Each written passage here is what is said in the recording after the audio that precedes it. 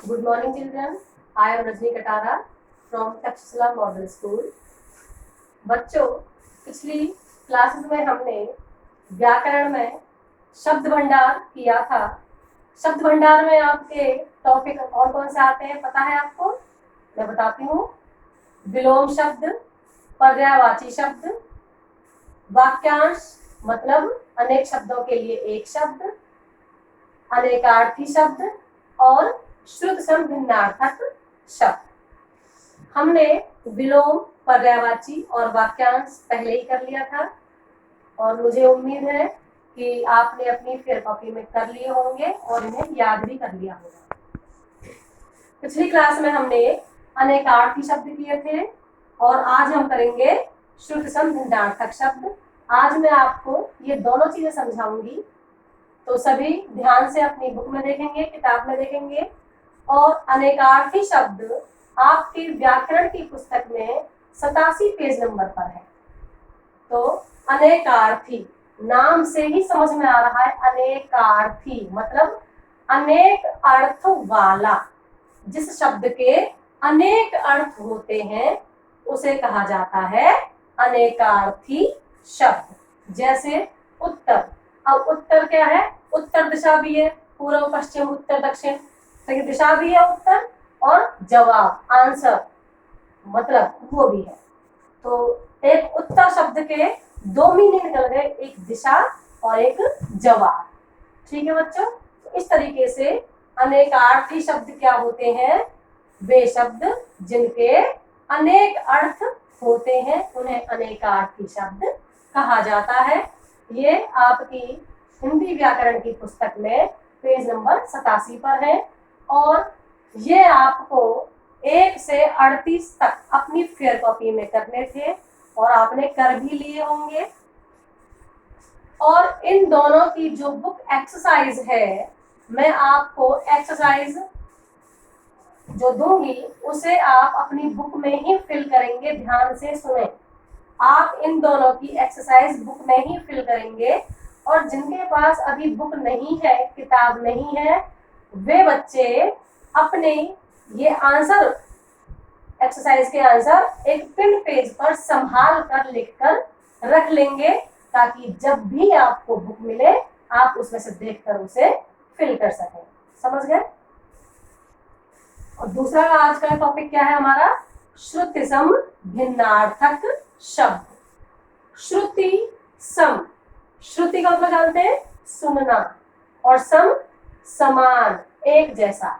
भिन्नार्थक, भिन्न मतलब अलग, और आर्थक मतलब अर्थ। तो क्या मतलब हुआ इसका? श्रुति सम जो सुनने में समान हो, भिन्न अर्थ लेकिन जिसका अर्थ अलग हो। समझ में आया? श्रुति सम भिन्नार्थक शब्द क्या होते हैं?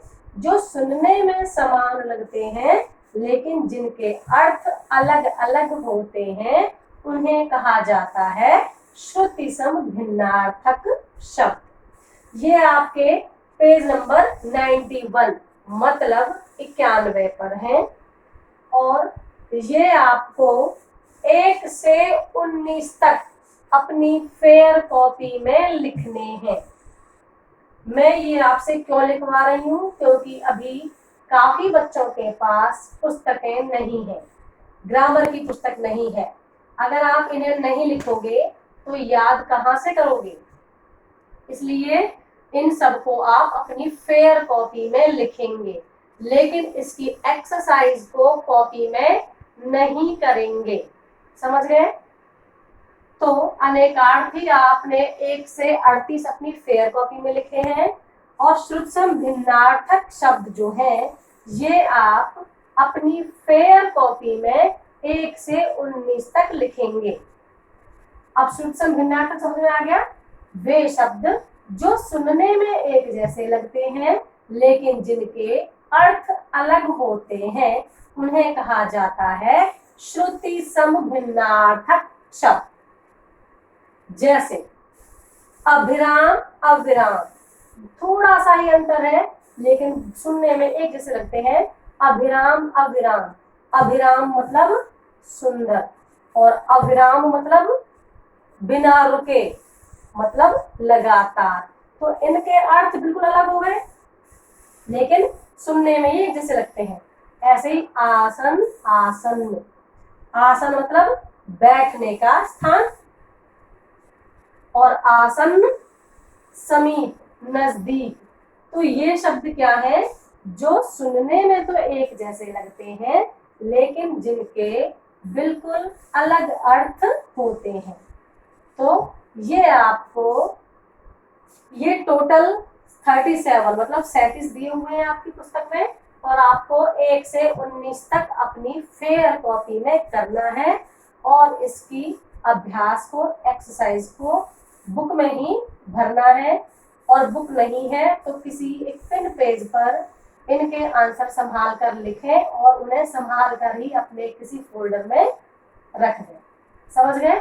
तो अनेकार्थी कितने करने हैं, 1 से 38 आपने कर लिए होंगे, और श्रुति भिन्नार्थक करने हैं आपको 1 से 19 अपनी फेयर कॉपी में इन्हें करना है। तो अनेकार्थी और श्रुति भिन्नार्थक समझ में आ गया आपको। तो शब्द भंडार आज हमारा पूरा हो गया है, आपको समझ में आ गया होगा, और जितना बताया है उस तरीके से अपनी फेयर कॉपी में इस काम को कंप्लीट करोगे। धन्यवाद।